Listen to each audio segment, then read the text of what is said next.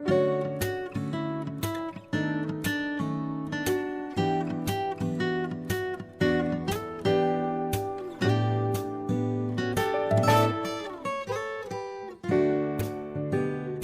everyone, and welcome to the Giving Voice podcast, where we talk about all things communication related. If you're an avid listener to the podcast, welcome back, and sorry, it's been such a long time since our last episode. Hopefully the wait makes this one all the more exciting. We've certainly got a great discussion ahead of us today. I'm Hannah. And I am Natalie. We're both studying to become speech and language therapists, and will be your hosts for this episode. Except, believe it or not, that wasn't actually us giving that intro, nor was it somebody doing a very good impression of us. It was actually an AI-generated voice clone. Convincing, right? Today, Natalie and I will be talking to Carolyn McGettigan from UCL about their fantastic research into voice cloning and how people perceive AI voice clones. So, without further ado, let's get stuck in.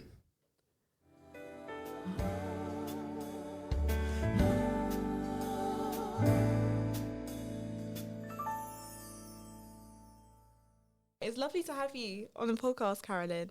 So we thought to begin with, could you tell us a bit more about yourself? So obviously AI is so prevalent in the media at the moment, but how did you get into this line of research? Yeah, so I have been working on voice identity, perception and production in my research for some years, and primarily working with actual recordings of people's voices and getting people to listen to them and tell me what they think of them, or giving people tasks where they change the way that they sound deliberately, so kind of speech production tasks. And I've just been really interested in the idea that you could, even from an experimental point of view, you could have a technology that allows you to make a likeness of somebody in their voice without having to get them to record the items. So you can really generate experiments, getting people to listen to their own voice, as it were, where they haven't said those things. And from a sort of experimental scientist point of view, that seemed quite appealing. But beyond that, I have been quite interested in what it means to have a voice, what it means to respond to a voice that is associated with yourself, so tagged as yourself in an experiment or indeed your own voice. And again, I became very interested in this idea that we could look at the ways in which people respond to their own voice by actually resynthesizing sounds that really resemble the sound of their speaking voice and see how people react. Yeah, it all sounds so interesting. We're really excited to hear more about it. Yeah, thanks for sharing that. Now, would you like to give us a brief overview of what your current research is about? Sure. So currently I'm funded by a British Academy mid-career fellowship, and so it's a 1-year project, and the project is about voice cloning. And the idea there is that we're interested in really getting a chance to present these clones of people's voices to them and get a really rich assessment of various aspects of the ways in which they react to those voices. So that could range from just telling us what they think, like, does it sound like you? Do you like the way it sounds? Has it got the right accent or the right kind of tone of voice or those kinds of things?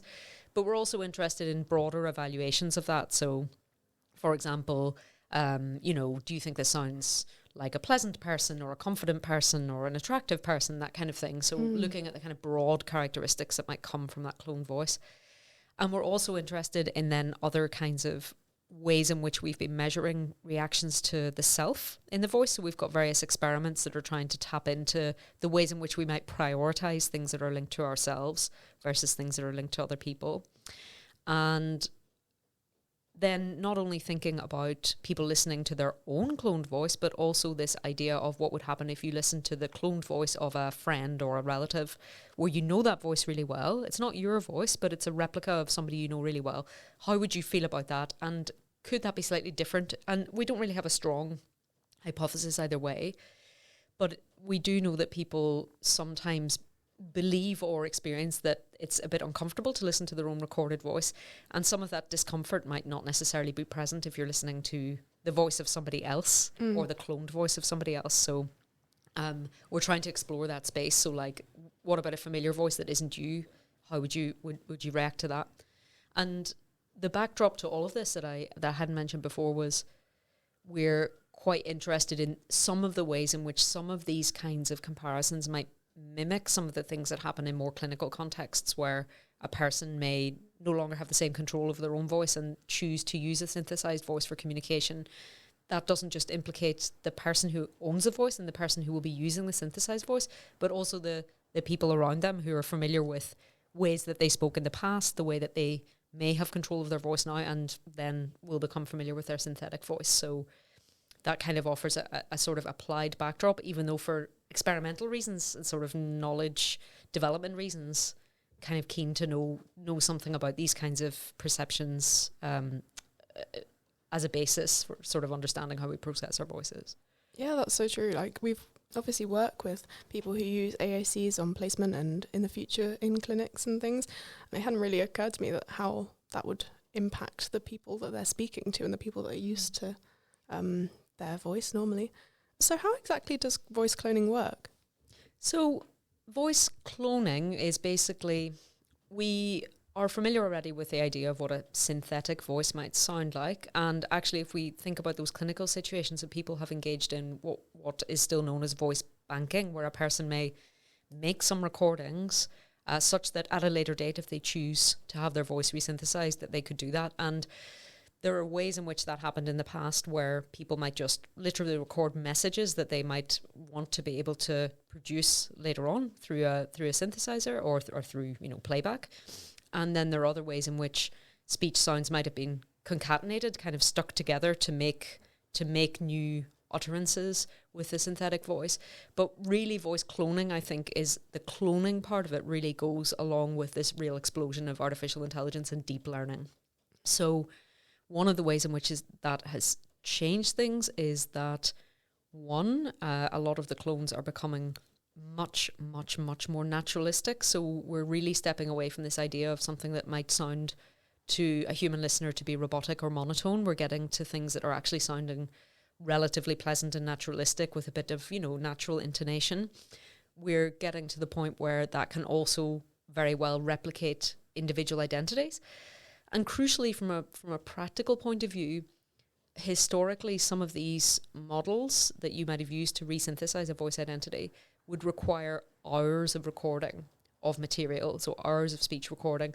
And in clinical settings, that might have been quite demanding of the person who was wanting to bank their voice. It might not have been particularly convenient. Now we're at a point where you can put less than a minute of recorded speech into one of these models and get something out that can sound really rather impressive and very naturalistic.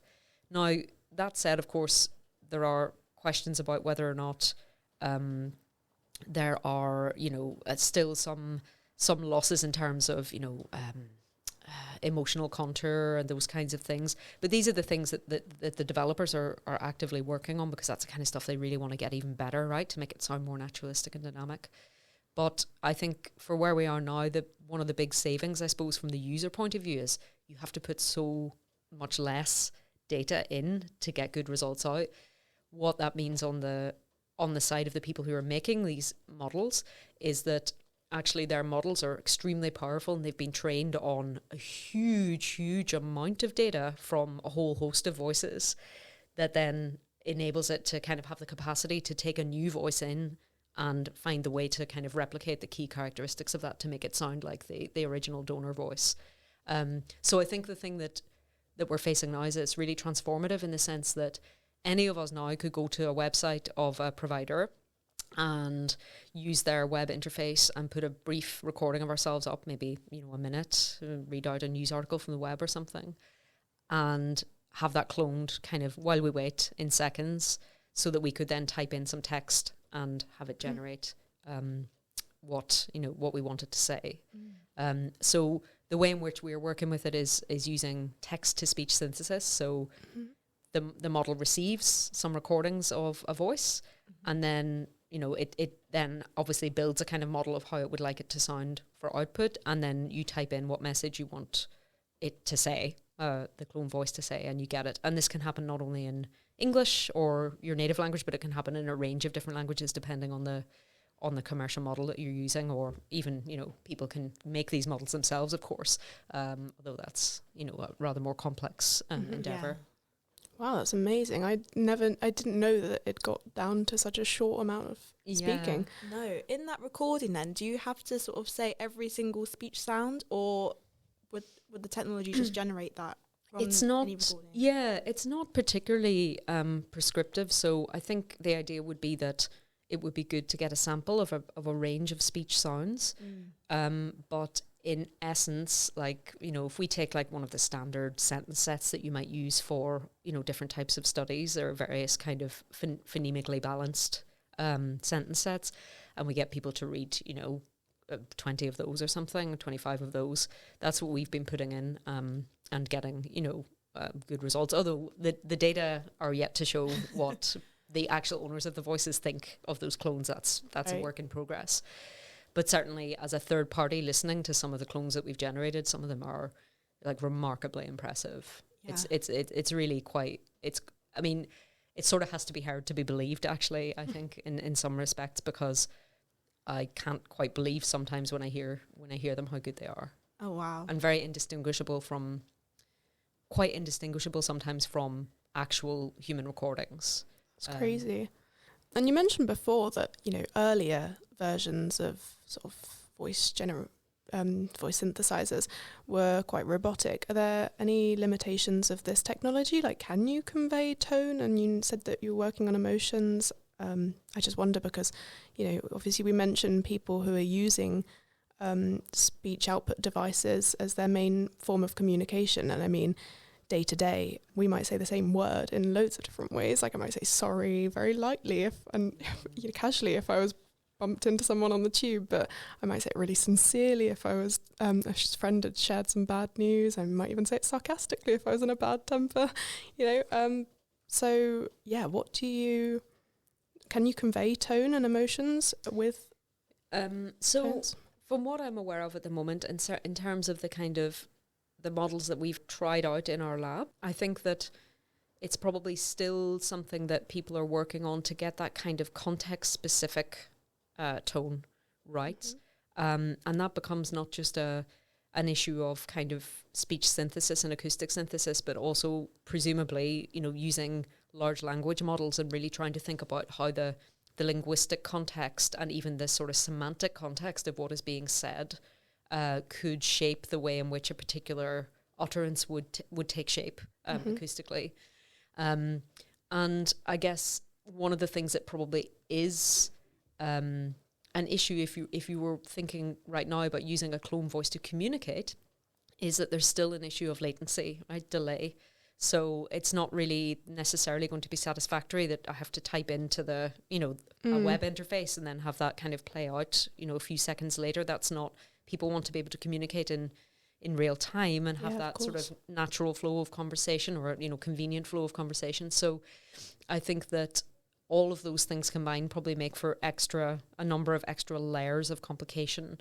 But what I have noticed from some of the materials that we generate is that I suspect that there are some ways in which these huge data sets that are used to train the sort of deep learning models that are being used to kind of make cloning products available, they kind of have a lot of that in there. So presumably there is something that may well be informing the output of the model that is about, you know, when do these particular words happen in these particular contexts. But unfortunately, because we don't really develop those models, it's very hard for me to say to what extent that is actually being done with the input that we give. But certainly I've used we're working with a commercial product by 11 Labs. There are various other ones out there, but we're working with them. And I've been using it to generate snippets of audiobooks, so like excerpts from books. And quite often it's quite remarkable. You know, it's very good at, for example, setting aside anything that's in inverted commas that is, you know, somebody else's speech. You know, it really is the narrating voice manages to kind of do that within the text that you put in. And there are ways in which the tone kind of does seem to be largely compatible with the text, but read speech is never really that, you know, it's quite uniform as a speaking style. So, you know, little bits of inflection and pausing and whatever, and being able to mark you know, somebody's quoted speech, those are pretty impressive. But I think if you then tried to make a sort of spontaneous speech, that was very much reacting to something that was happening in real time, I think then probably these models may have still some time to go. But I think one thing that is true is that I think that the technology is developing very rapidly, and so we might as well, even though I can't imagine, I couldn't a few years ago imagine myself saying this, but I think we might as well assume that the things that you're asking about will be possible in a shorter amount of time than we thought. And so in that way, it's interesting for us to think about the implications of what it would mean if we did have technology that worked this effectively, that you could have a very, very naturalistic, reactive version of your own voice that is out there in the world, able to be used in different ways. Yeah, definitely. And as you said about the implications, obviously both Hannah and I and a lot of our listeners who are also in the field of speech and language therapy will be very interested in the clinical implications of this exciting technology. There are news stories we see about people sort of set to lose their ability to speak, who now have the option to record and bank their voice so it can be digitally reconstructed by an augmentative and alternative communication or AAC device later. Do you think your research could impact this area? So I would hope that in some of the kind of knowledge development work that we're doing, some of the sort of discovery type research that we're doing at the moment is all with sort of healthy young adult participants, right? Yeah. The kind of standard set of people we might get in to do experiments or do experiments online. I haven't had the opportunity to work with people who are in the situation that you describe, although I have colleagues at UCL who are working with those individuals. So fantastic colleagues like Stephen Bloch and his PhD student Richard Cave, who have been working with people who are using those kinds of assistive devices for communication. And as part of this project, there will be some exchange with Stephen and others about that experience. So it's important for me to say that I've not had the opportunity really to work in that space. But what I would like to think about is there are ways in which we're trying to do some basic experimental science to try and kind of get at some of these questions about resemblance, and there are very clear motivations for having a synthetic voice that might really resemble your voice as you may have used it in the past.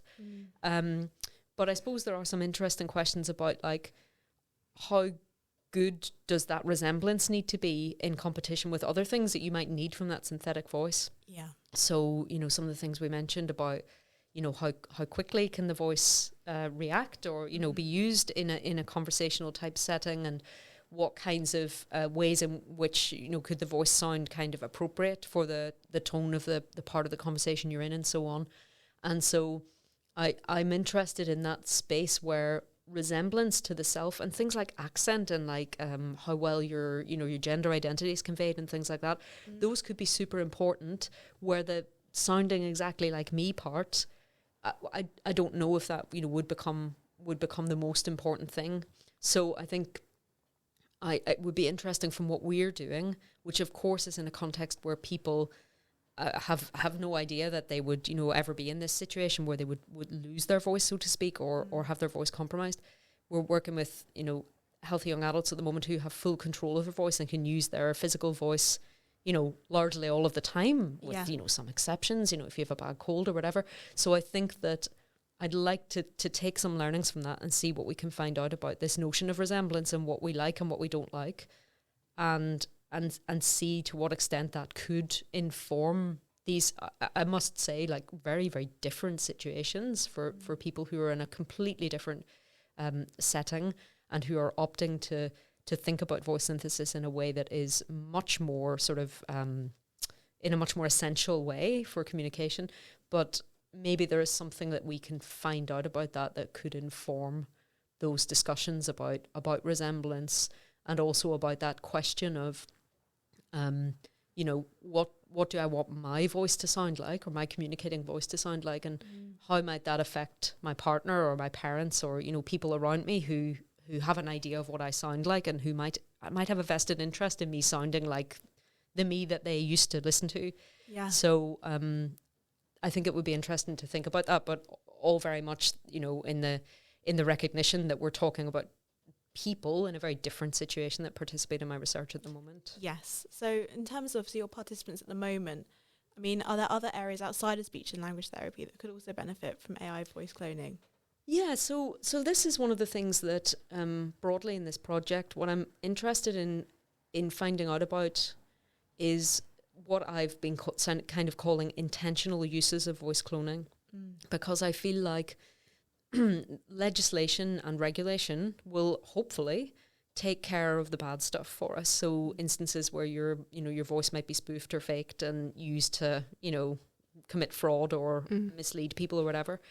Those are obviously legitimate concerns, but the things that I'm interested in are how could we use this in a way that we might find beneficial and certainly not harmful. So other things I'm interested in are things like, I mentioned that we've been doing an experiment trying to make excerpts of audiobooks and, playing those to people.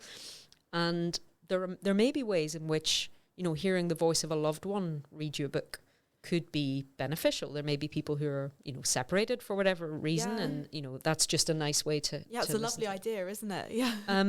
And I remember reading about a project that was interested in book reading for children some years ago, and I think I can't remember the details of the project, but it was a project where they were interested in people who are in prison being able to record audiobooks for their kids, so the kids could have them read, a bedtime story to them. Yeah. It's something that, could be really important given that absence, given that separation. Yeah.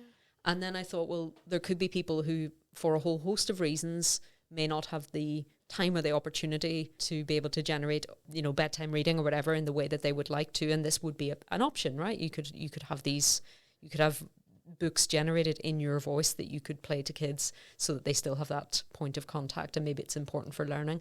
So one of the studies that we're looking at the moment is we're actually using just strangers' clone voices from a database to look at how much people enjoy certain audiobooks and how that enjoyment might relate to their engagement with the text, or the story. So do they understand more of it? Do they recall more of it? And would they do a bit of work to hear more of it? So like, is it rewarding? Are they motivated to get more? And so there may be an argument for saying that there may be an evidence base that we will find that if you're listening to a voice that is known to you and valued by you already, that might enhance that kind of chain, of I enjoyed the story, I absorbed it better, so there might be an educational impact, but it's really quite speculative at the moment. But I think there are other ways in which we might imagine using this kind of technology. So one of the things that I'm finding very enjoyable about this is that something I hadn't really thought about before is this cross-linguistic cloning.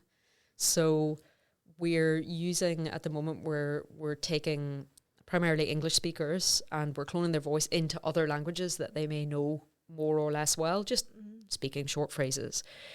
And of course it could be possible with this, if you add a few different ingredients together, you could go traveling anywhere in the world, and if you want to order a coffee, in your own voice, you could just tap in, what I want to say. It translates it into that language, and then it produces it as audio for the other person.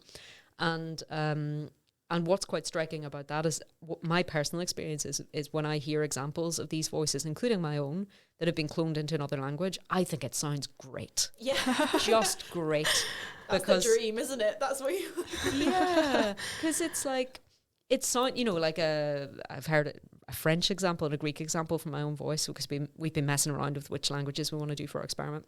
Yeah. And you hear it and you're like, that sounds like French, that sounds like Greek, and I can't do those things. Yeah, so you get this kind of real boost of this sounds fantastic. It kind of sounds like me, but it sounds, like this thing I can't do. Yeah. Which is actually a kind of distinct kind of experience from hearing it clone me, because if it clones me in English, the product that you get out is usually not in my accent, right? So this is something that comes up, that the success of these cloning models depends on the type and quality of the data that trains the models. And so if you imagine that a model might be trained on things like podcast data or audiobooks or things that are available in the kind of common space, open access, then that's going to be predominantly representative of certain languages, of certain accents, certain speaking styles. And that has a whole host of things associated with it about inclusion and accessibility. So when I hear my own voice cloned, it comes out variably as either standard Southern British English, some sort of North American, or sort of Australian, depending on like the stimuli we generate. So that sounds like me, but not with my accent. So it's a bit of my identity kind of segmented off that doesn't feel right. Yeah. But when I hear, my Greek cloned voice, that sounds fantastic, because I don't have a Greek accent anyway. So, like anything is great. So, this could be another kind of, a positive intentional use if you think about ways in which you might have materials that you want to create in teaching or something like that, and you think, well, would it be nice for my students to be able to listen to my lectures in another language, or if you want to give a presentation overseas or whatever it might be. I see that as like is something that also taps into the questions that we're asking. Totally non-clinical situations, and also non kind of malevolent situations, right? Nobody's doing anything they don't want to do. No, it's so interesting, isn't it? Because actually, when you think in the media, I remember hearing an interview with like Zac Efron talking about he listened to the Spanish version, I think, of High School Musical, and then he listened to his voice, and he was like, it was a really high-pitched Spanish voice. He was like, this is me for the whole series, and it would be so interesting. You could, if you could do an AI clone in Spanish, it would be, it's mind-blowing, isn't it, really, the possibilities? Yeah. And there's a whole lot, in a way, it's like, what should my Greek-speaking self sound like? I guess at best, maybe it should sound like me when I've learned Greek really well. But then there are all sorts of like sociocultural things that might mean that, as a Greek speaker in Greece, I would kind of, I might pitch my voice differently. There might be all sorts of things, right? And I think I've never been able to come up with a good study idea for this, but I think voice dubbing is really fascinating because, as I understand it, usually in, like, let's say we're in Germany or somewhere and they tend to dub the movies in the cinema, then they actually use consistent voice actors to voice I've heard the actors from English. So it means that actually if you have grown up in a particular language environment with dubbed cinema, you have an idea, a very clear idea of what Zac Efron sounds like, or whoever it may be. And that could be quite different from the voice that other people are hearing in another dubbed situation, or indeed the original voice. And that idea of like what goes with a person is fascinating. But as I said, I've just never, I need to go off and think about it, but I've never really come up with a good study idea for what I want to find out about it. Yeah, keep us posted. Will do. And you mentioned earlier about how easy it was for someone to just go online and basically type in, a few words or record a few words, and then they've got that clone. So is it really available and appealing, do you think, to consumers at the moment, both sort of in a clinical setting and in the wider world? Like, how easy is it for someone to access this? Yeah, I think so. It's very accessible. Now, I think what probably usually happens is there is some degree of a paywall, right? So sometimes I think you can get examples. I'm not going to, off the top of my head, remember which go with which company, and I don't want to misrepresent anyone's product, but I know there are some examples where there's like a boilerplate text, and you can, record some of your voice, and then it will generate the boilerplate text, which is just something about that company, something very generic. Okay. So not like bespoke where you could tap in what you wanted, and maybe you can trial that for free. So I think now Apple are bringing something out that will be available on everybody's phones. Oh, I see. But then there are other ones where for a certain amount of money you could have access to, donate a certain amount of recordings, get the sort of cloned version of your voice, and then you could just type in whatever messages you wanted with a certain character limit, and then you might have to subscribe. So then you can download those sounds. So you could download them and you could keep them, and that would be fine. But I guess in some way we might want to think about it's getting that kind of audio product and being able to kind of integrate it with other devices, especially in a clinical setting. You will have a device through which you want to do your communication, and then you want to kind of build the voice into that. So I think probably there, it's going to be, it depends on exactly what the use case would be. But one thing I'm interested about is if you think about kind of making a digital self, or a sort of a digital replica of yourself, that replica only really exists so long as you are subscribing to the the company that can make it available for you. So there are options there would be options to be able to try and build your own model. There's lots of open access code out there. There are definitely ways to do it. But of course, then you need technical know-how. You need a fast computer. You need then you would probably need to make a lot of data, like record a lot of audio data from your own voice to build your own model of your own voice. And so then the accessibility of it really, it sort of goes off a cliff quite quickly. Yeah. So I think for now, like getting these examples and being able to hear what it sounds like, it is as immediately available as I think it probably ever has been. And I think that's also what interests me at this time point with this project is there are people in certain settings, the clinical settings, who have, and therapists who are very aware of what it might mean to clone your voice, as it were, for a long time, and have been working on these questions. And now suddenly, like, everybody can do it at the drop of a hat, even if it's just for a few short examples. So I guess it's like, what does it mean now that this kind of thing opens up to like a kind of huge number of people? Yeah, so true. I wonder if it might normalise it a little bit, which might not be such a bad thing if people are relying on it to speak. But I'm really keen to sort of tie your research on identity back to our sort of knowledge of the clinical uses of AAC and voice cloning. So, I mean, I understand that, like, some people are willing to even pay to for their own voice to be banked for their AAC device in the future.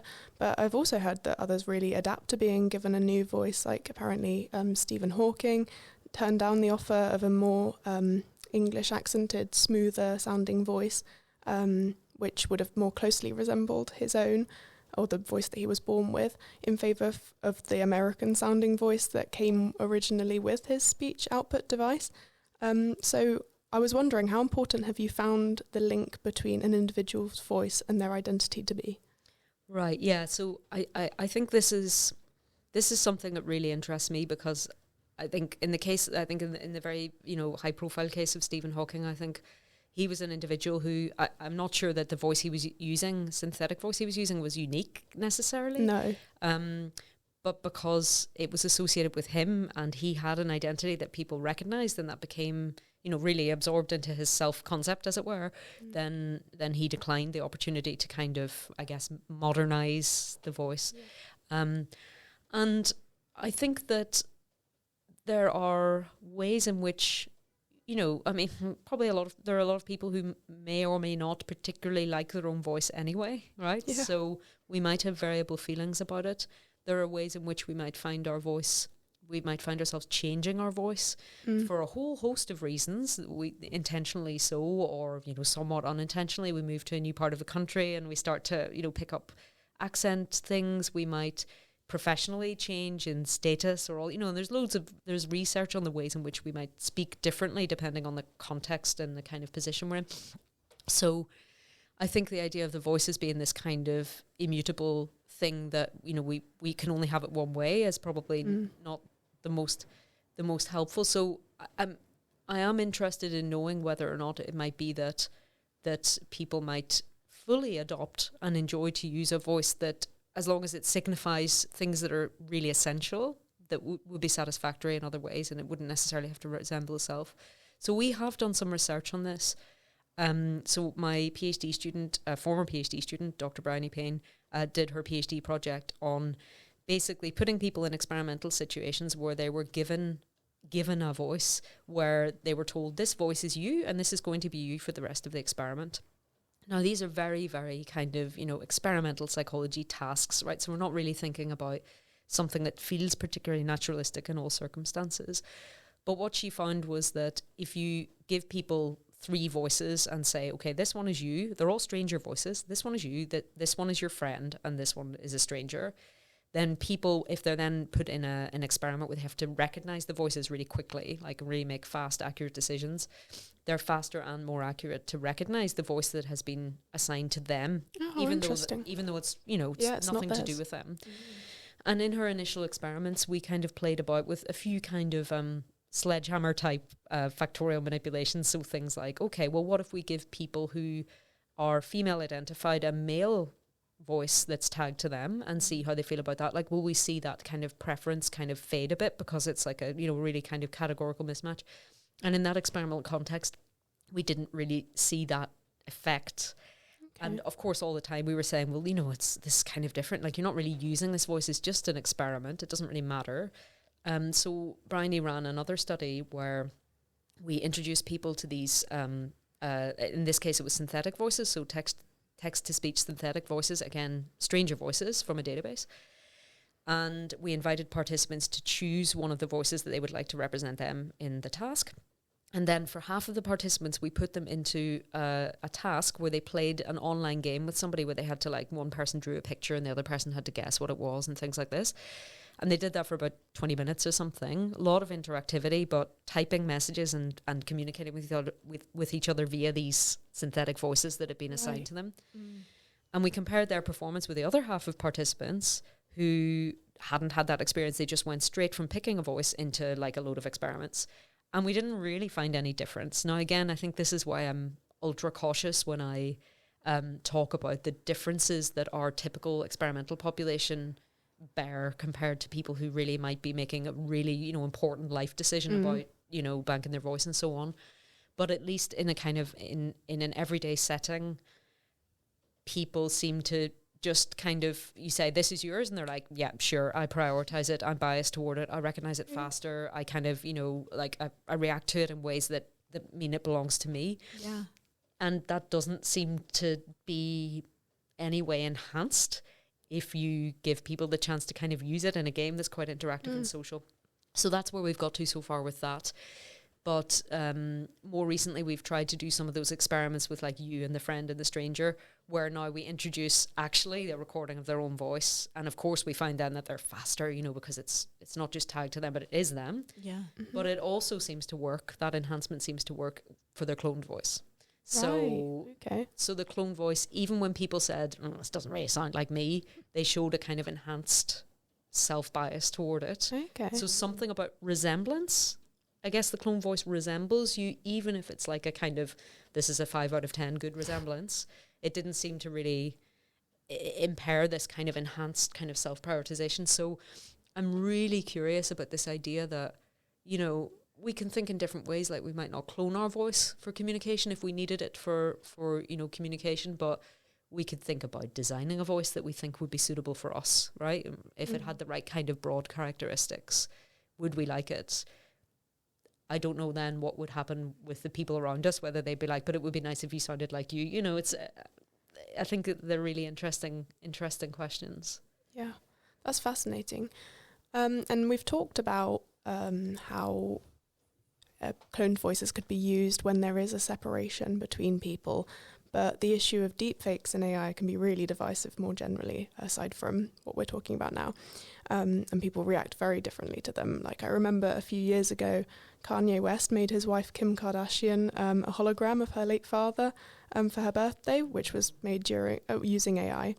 And the internet's reaction was very split. Like, I think Kim seemed to love it and other people were equally touched by it, but many found it quite unnerving and creepy even. So how have people in your study reacted to AI clones of their loved ones' voices so far, or what do you expect the reaction will be? Yeah, so I think that in the presence of, good health and the people still being around, I suspect that people might... if I had to make a hypothesis one way or the other, I would probably say people might feel a bit more weird about hearing their own voice, but maybe quite enjoy hearing the clone voice of a friend, because it's like, it's sort of less personal. We do know that we have this kind of idea about, not like in our recorded voice of ourselves and things like that, because it does sound different in a recording than it does as you speak, and you get all the sort of vibrations through the skin and the bones and everything that make your voice sound sort of different. So I think that people probably would maybe marginally prefer to hear a friend's voice cloned than they would hear their own, assuming that both voices have been cloned to a good degree of resemblance. One of the things that we're exploring in this project is kind of broader notions of the acceptability of different uses. We've started out on this, and we're going to be asking our participants about this in the study we're doing at the moment, where they actually get to hear examples of their own cloned voice and a friend's cloned voice. But we're trying to explore what people think about the acceptability of using voices under different contexts. And one of the ones we're actually going to ask people about is, what if this person was no longer alive? You know, would you feel it would be comfortable to have their voice in a voice assistant, or, you know, for somebody to use their voice because, you know, it was a good clone voice, to use it for, like, you know, some sort of communications thing, because maybe you made it available on a database, and, you know, it's going to be used even though you're no longer around. So I've been reading a bit about this kind of idea of digital legacy and what it means. And I think that one of the things that is coming up about this is there's actually, so when you're a living person, then there are all sorts of important legislations about how people deal with your personal data. Yeah. But when you're no longer a living person, then it's unclear really, you know, what would be your protections as a person who's died for something like someone cloning your voice or using your voice in that way. So I think there have been these high profile examples. There was also one of like a celebrity food writer, food critic, Anthony Bourdain, who there was a documentary about him, and he died, and some of the documentary narration in his voice was actually a cloned voice, and there was really mixed reaction to that in the way that you describe. So I think there is a whole discussion around in what way could legislation protect people's wishes for how any kind of digital remains is what is sometimes known as. So it could be your Facebook page or whatever, it could be all your photos, all your recordings, but somebody might find themselves owning your phone or whatever, you know, when you're no longer around. What can we do to make sure that we can express our wishes as to how that material is used? Because there's some stuff that protects celebrities, I believe, right, but not kind of ordinary people. And also, what would it mean if even if you as a user of your own voice would intentionally create materials that then would be made available or would communicate with people after you're gone? Some individuals react in a way to that. They're like, oh, that's nice. I still have some contact with this, you know, a resemblance of this person. Or even if it's just basic recordings, right? We don't even need to talk about cloning. But other people might absolutely hate it, right? You know, the idea that you would be getting messages from beyond from somebody who's no longer there. So I think there are discussions now about this that are also kind of part of this big picture. Like, it's not just really about, you know, I think the ethical considerations around the use of AI and recreating people are not just about trying to defraud them or whatever, but also about these kind of broader issues about, like, is everybody ready for this? You know, like if you went off and created a kind of digital immortal of yourself, is that really the best thing for the people who are still around? You know. Yeah, and I think for me, the biggest distinction would be how much control that person has over it. And I think that's the distinction between AAC users and the other sort of context that we talk about, because AAC users, they might be using their own voice, but they're deciding what they say with that voice. Whereas, you know, after you've gone, it's somebody else deciding what you say, and that's what makes it a bit scary and unnerving, I think. Definitely. So obviously we've touched on it throughout the podcast, but you've mentioned the bad stuff, you know, so the fraud and stuff. And I remember last year, actually, in the music industry, there was a song generated by AI, and it deep faked the vocals of The Weeknd and Drake. The song was called Heart on My Sleeve, and it actually was even submitted for Grammy consideration. Right. Obviously, the artists weren't very pleased about it, and it's now been removed from the streaming services. But yeah, what do you think are the ethical considerations about voice cloning and voice banking? Yeah, so I think it's really about that. It's about statements of people's intentions, isn't it? And as I said, I think that in many ways I'm really hoping that regulations and legislation should be able to try and cope with a lot of it. But I mean, you know, the proliferation of the technology is so fast and broad that there may be instances where that can't be worked out. And I think, you know, the most dystopian situation is like how do we tell what's real and what's not in the future? And I think, you know, we could say that about anything, right? But I think that one of the things that comes through in the literature about voices is there is something deeply humanizing about voices. So there's all sorts of research where, you know, they're really looking at like, how do you evaluate another person if you would just read a script of what they said for themselves, like maybe a job pitch or, you know, whatever, compared with if you heard their voice read it out, compared with if you heard their voice and you got to see them. And basically the biggest boost in kind of humanizing qualities of people is if you make their voice present.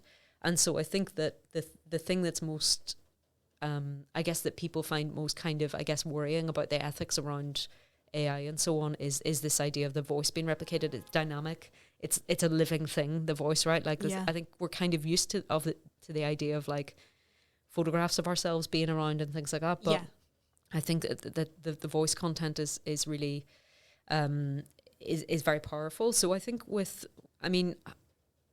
professional kind of situations, clearly there is a huge issue already at our feet, which is about how do people protect their intellectual property, their unique voice identity, you know, the thing that makes their livelihood. So, you know, what if they've signed a contract X number of years ago and it turned out that they'd actually signed away their rights to all of the audio from things that they'd recorded in, you know, a particular job or whatever.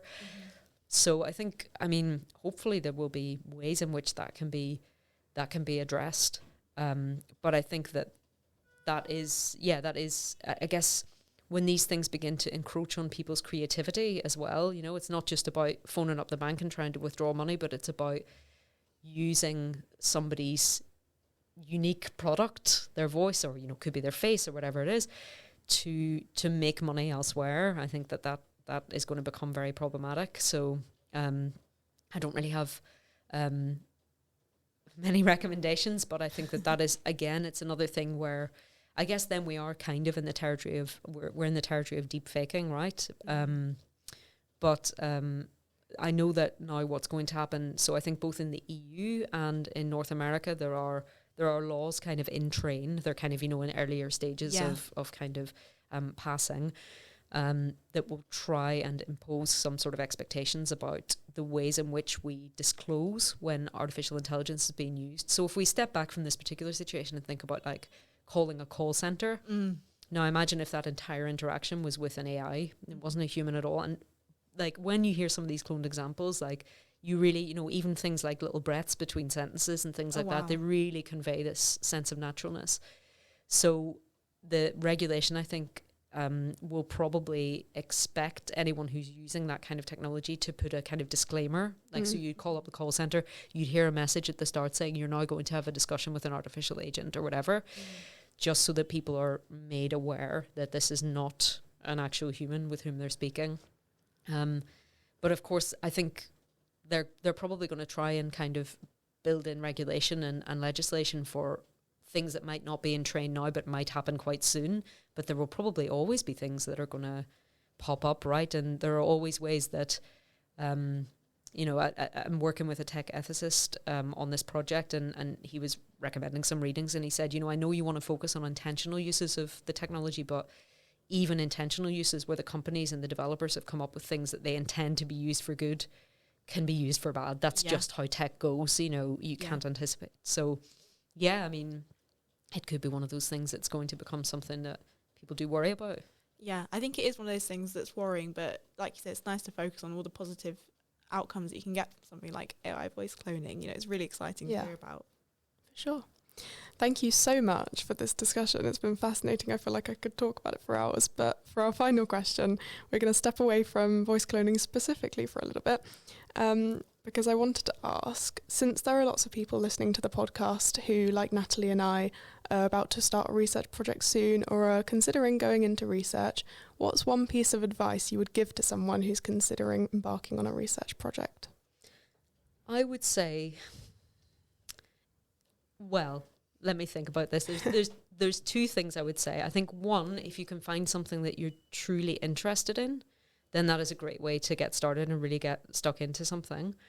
I think another way to think about it is, you know, if you're training and you're looking for supervision, you're looking to do a project that is going to set you on a path toward being a researcher later on or whatever it is you want to be, then don't underestimate the importance of the team that you join to work with. So one of the things I think is quite that I've experienced sort of from the other side of things, more as a supervisor, is there are things you learn about in your lectures, and some of the things are really fascinating and some of the things seem fine, and fine, okay, I'm learning about this and I'm glad that I know about it.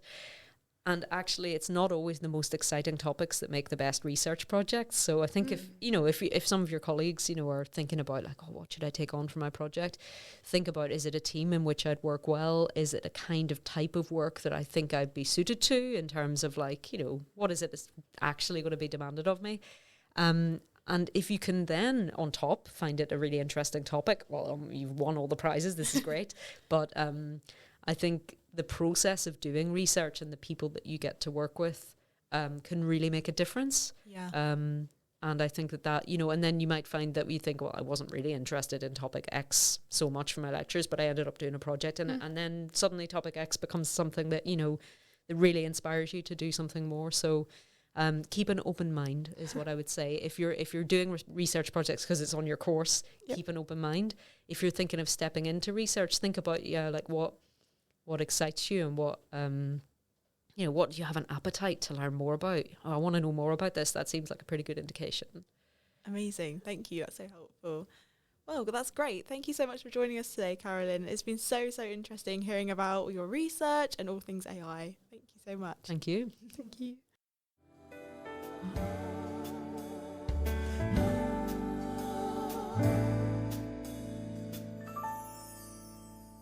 That's it from Hannah and I. If this has piqued your interest and you fancy learning a bit more about a related topic, check out the Giving Voice podcast episode 1, where we chat more about AAC with speech and language therapist Richard Cave, who Carolyn did also mention.